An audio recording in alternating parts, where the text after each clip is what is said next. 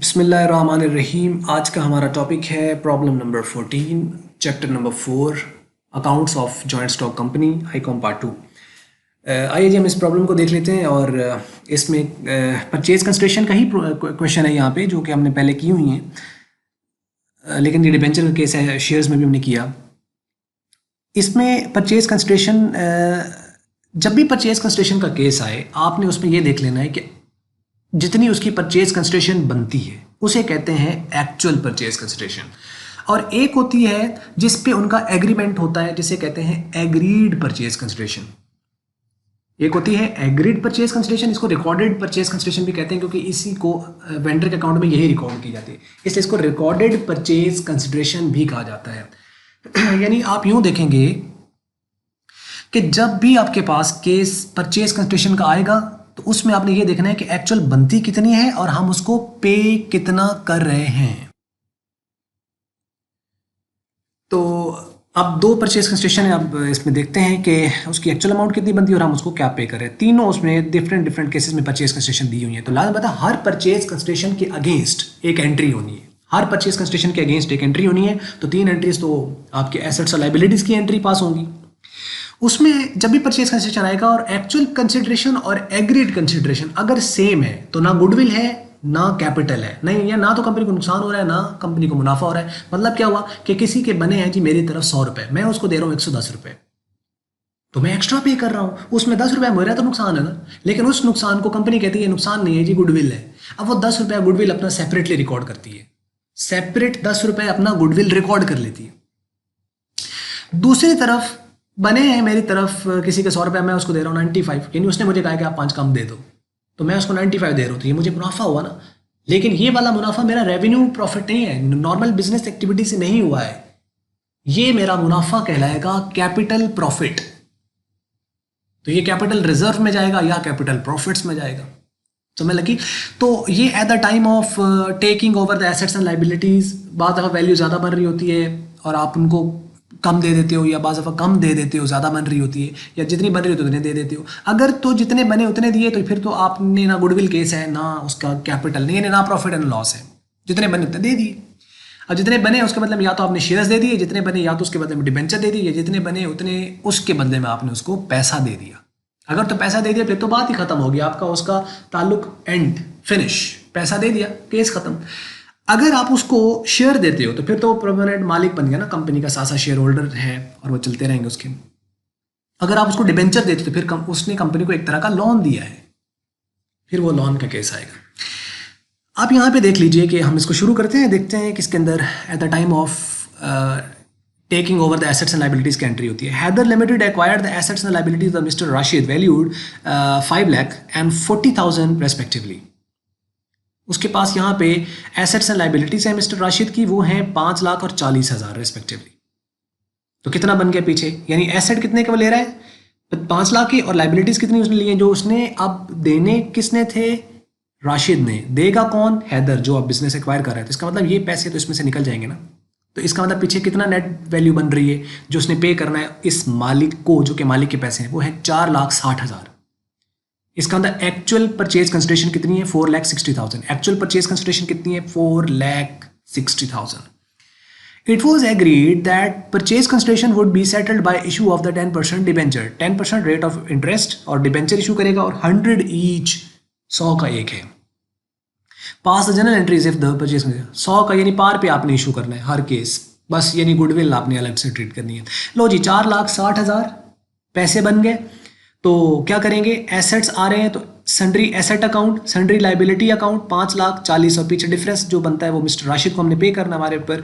Liability इसी को कहते हैं परचेज कंसिडरेशन, लेकिन ये है एक्चुअल परचेज कंसिडरेशन, और इस केस में एग्रीड भी यही है, क्योंकि उसने 3 केस बताया ना। ये हम पहला केस कर रहे हैं, ये वाला 4,60,000, ये ए वाला हम कर रहे हैं। लो जी, अब इतने बने, अब चूंकि इसी के हमने शेयर डिबेंचर दे देने हैं तो यही आपका डेबिट हो जाएगा, और इसी के बदले में डिबेंचर अकाउंट क्रेडिट हो जाएगा। तो मिस्टर राशिद अकाउंट डेबिट इस टोटल अमाउंट से, और 10% डिबेंचर अकाउंट, डिबेंचर उनको दे दी उसी रकम की, इफ परचेज कंसिडरेशन जो है वो आपके पास 4,60,000 हो। ठीक है, पहली एंट्री अब आपके पास ये आ गई। अब इसके अकॉर्डिंगली अब दूसरी है, वो कहता है कि जी आपने कितने उनको पैसे देने हैं 4,80,000, हालांकि बने कितने हैं 460 बने हैं 460, हम दे उनको कितने हैं 480। अब यहाँ पे फिर क्या बनेगा कि इसमें 4,80,000 है और इसमें से आपने डिफरेंस देखे तो 20,000 का डिफरेंस है। ज़्यादा दे रहे हैं ना हम उनको, 4,80,000 हम उनको पे कर रहे हैं, जो कि बनते 4,60,000 है, तो 20,000 हम उनको एक्स्ट्रा दे रहे हैं। तो जो 20,000 एक्स्ट्रा जा रहा है वो कंपनी का लॉस है, लेकिन कंपनी उसे अपना लॉस कंसिडर नहीं करेगी, कंपनी उसे अपनी गुडविल कंसिडर करेगी। सैंडरी एसेट 5 लाख क्या है लिख दिए। लाइबिलिटीज हमारे पास आई 4 लाख, ये अमाउंट आगे पीछे होगी यहाँ पे। ये लाइबिलिटीज आई हमारे पास 40,000 की, जबकि मिस्टर राशिद को हमने देने हैं 4,80,000, 4,80,000। अब ये आप टोटल करें जरा, क्रेडिट साइड 5,20,000 ऊपर आ रहा है 5, तो डिफरेंस कितना है ऊपर 20,000 का, वो 20,000 आपका गुडविल है। या आप इसको यूं भी कर सकते हो कि टोटल लाइबिलिटीज आपकी जो, यानी कि परचेज कंसिडरेशन प्लस लाइबिलिटीज में से टोटल एसेट्स को निकालो। अगर टोटल एसेट कम है तो गुडविल है, वो डेबिट हो जाएगी डिफरेंस से। दूसरा तरीका आपके पास ये हो सकता है कि आपकी एक्चुअल कंसिडरेशन कितनी है 4,60,000, आप उसको पे कितना कर रहे हो उसके अकाउंट में 4,80,000, तो दोनों में डिफरेंस कितना है 20,000, वो गुडविल है, वो यहाँ लिख दो। दोनों तरीके से आप कर सकते हो, ठीक है। तो इफ परचेज कंसिडरेशन इज 4,80,000 तो 20,000 गुडविल है, ये आपकी आ जाएगी। Asset take over, liability take over कर ली। अब मिस्टर राशिद अकाउंट डेबिट हो जाएगा 4,80,000 से, टोटल अमाउंट से। ये इसी वजह से इसको कहते हैं रिकॉर्डेड, के ये ही रिकॉर्ड की जाती है। अब ये नहीं कि हम इसमें यहाँ पे 4,60 लिखेंगे, जितने उसके साथ एग्री हुए हैं वही उसके अकाउंट में लिखे जाएंगे ना। अब ये टोटल अमाउंट से डेबिट हो जाएगा क्योंकि हमने पार पे इशू किया। अगर हम प्रीमियम डिस्काउंट के दे रहे होते तो फिर यहाँ से हमें इसकी तादाद निकालना पड़ती डिबेंचर की। अगर यही यहाँ पे वो केस कह दे कि डिबेंचर उसने ये वाले जो आए हैं ना, ये उसने प्रीमियम पर उसको इशू किए हैं या ये वाले उसने डिस्काउंट पर इशू किए हैं, तो फिर हमें इनके डिबेंचर की तादाद निकालना पड़नी थी। अगली मेरे ख्याल लास्ट प्रॉब्लम शायद इस तरह की कुछ है। तो मिस्टर राशिद अकाउंट जो आपके पास है वो 4,80,000 आ गया और 10% डिबेंचर अकाउंट, क्योंकि पार पे इशू कर रहे हैं तो उतनी रकम बनेगी, वो टोटल से खत्म और डिबेंचर दे दी, इशू कर दिए 4,800 बनेगी, क्योंकि 100 पे डिवाइड करो तो पीछे 4,800 डिबेंचर ही बनेंगे जो उसने इशू किए 100 ईच पर। और उसके बाद है जी का परचेज कंसिडरेशन अगर 4,30,000 है, बनेंगे उसने कितने हैं 4,60,000, हम उसको दे कितने रहे हैं 4,30,000, तो 30,000 कंपनी को फायदा हुआ ना, ये कंपनी का प्रॉफिट है, लेकिन ये रेवेन्यू प्रॉफिट नहीं, ये कैपिटल प्रॉफिट है। इसके ऊपर वीडियो में डेप्रिसिएशन वाले चैप्टर में बना चुका हूँ, जिसमें आपको बताया था रेवेन्यू प्रॉफिट कैपिटल प्रॉफिट में डिफरेंस क्या होता है। लो जी, अब यहाँ पे देखिए सन्ड्री एसेट्स आपके पास जो हैं वो यहाँ पे डेबिट हो जाएंगे 5 लाख से, सन्ड्री लाइबिलिटीज़ आपके पास 4,30,000 से, और मिस्टर राशिद का अकाउंट 40,000 से, और कैपिटल प्रॉफिट 30 से। ये तो वही आ गया ना, एसेट आगे 5 लाख के, लाइबिलिटी आ गई 40 की, ये फिर रकम आगे पीछे लिखती है।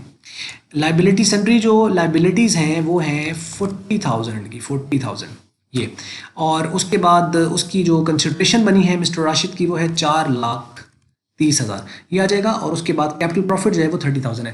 अब ये कैसे आया है, इसका 2 तरीके हैं, वही 4,30,000 उसकी एग्रीड है, उसके अकाउंट में तो ये लिखी जाएगी, लेकिन एक्चुअल में बनी कितनी 4,60, तो दोनों में डिफरेंस ले लो वो आपका। अगर एग्रीड कंसिडरेशन आपकी ज़्यादा है तो गुडविल है, अगर एग्रीड कंसिडरेशन कम है तो कैपिटल प्रॉफिट है, तो यहाँ कम है तो वो कैपिटल प्रॉफिट है, इसको हम क्रेडिट कर देंगे 30 से। या फिर आप यूँ कह लो कि इनको आप टोटल करके डिफरेंस लेके देख लो, यानी ये 5 लाख वो है और इनका टोटल किया जाए तो ये 4,70,000 बनता है, ये दोनों का लाइबिलिटीज़ और परचेज कंसिडरेशन, और ये कम है उस एसेट से, तो बाकी डिफरेंस जो होगा 30,000 का वो कैपिटल प्रॉफिट होगा। और 4,30,000 से ये डेबिट हो गया मिस्टर राशिद और ये क्रेडिट हो जाएगा। इसको 100 पे डिवाइड करें तो कितने डिबेंचर बनते हैं 4,300, तो being issue of 4,300 debenture at the power of 100 each, ये इसको इशू करती है। तो समझ लगी, यानी परचेज कंसिडरेशन जब भी आएगा तो उसमें आपने ये देख लेना है कि परचेज कंसिडरेशन उसने कोई अपनी तरफ से तो नहीं दी हुई। अगर उसने अपनी तरफ से भी कोई परचेज कंसिडरेशन दी हुई है तो आपने उस परचेज कंसिडरेशन को कंपेयर कर लेना है एक्चुअल के साथ। अगर एक्चुअल जो परचेज कंसिडरेशन है अगर वो ज़्यादा है, एक्चुअल ज़्यादा है और आप कम पे कर रहे हो, तो इसका मतलब कम दे रहे हो आप उसको, तो फिर आपका प्रॉफिट है। और अगर आपकी एक्चुअल कम है और आप उसको पे ज़्यादा कर रहे हो, एग्रीड ज़्यादा है, तो फिर आप उसको ज़्यादा दे रहे हो, फिर आपकी गुडविल है, वो एसेट होगा। तो गुडविल डेबिट, और ये कब रिकॉर्ड होती है goodwill capital profit? Eight the time of taking the assets and the liabilities, पहली एंट्री में इसको रिकॉर्ड किया जाता है। बाकी फिर जो उसकी रकम बनेगी उसके साथ बिल्कुल ये केस हो सकते हैं, यहाँ सारे केस पार वाले थे, लेकिन इसके साथ प्रीमियम और डिस्काउंट भी आ सकता है। लेकिन अगर वो प्रीमियम डिस्काउंट करेगा तो हमें फिर उनकी तादाद निकालनी पड़ेगी डिबेंचर्स की। और वो तादाद कैसे निकालते हैं, इशूड जितने पे इशू कर रहे हैं उस पर डिवाइड कर दो, जितने उनके बनते हैं वो आप दे दोगे। अगला 15वां जो प्रॉब्लम है जो है इसके अंदर क्वेश्चन वो यही है। तो बस ये थी आज की, और नीचे ये वर्किंग भी शो हुई है जी, ये देख लीजिए। Number of debenture purchase concession को आपने इशू प्राइस पर डिवाइड करना है। 4,60,000 100 पे डिवाइड 4600 डिबेंचर, 4,80,000 100 पे डिवाइड 4800 डिबेंचर, 4,30,000 100 पे डिवाइड, ये इसको डिबेंचर की तादाद निकालने का फार्मूला है। ये अगर तो पार पे इशू हो रहा है तो फिर तो उसकी ज़रूरत ही नहीं होती, लेकिन अगर आप इसको क्या कहते हैं प्रीमियम या डिस्काउंट पे कर रहे हो तो उसमें तादाद होगी, तो तब हम निकाल पाएंगे प्रीमियम को सेपरेट और डिस्काउंट को सेपरेट। ले, ये आपकी वीडियो थी, और अगर अच्छी लगी तो इसको लाइक कर लें, अच्छी नहीं लगी तो करें डिसलाइक, और वीडियो देखने का शुक्रिया।